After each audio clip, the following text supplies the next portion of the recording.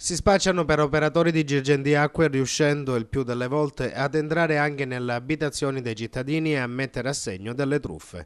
Parliamo di alcuni balordi che, spacciandosi per lavoratori della società che gestisce il servizio idrico nei comuni della provincia di Agrigento, commettono dei reati. Lasciano dei bollettini, riportate il logo della società che ovviamente è falso, intimando ai cittadini ignari di tutto di pagare l'importo.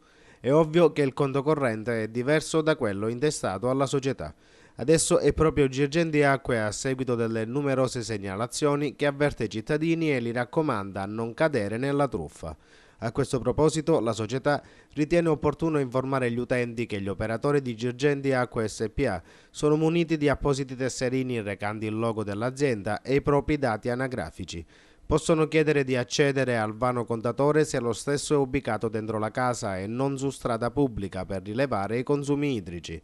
Nel caso in cui l'utente non sia convinto di trovarsi effettivamente davanti a un operatore di Girgenti Acque SpA, può prendere le generalità e verificarle telefonando al numero 0922 44 1539.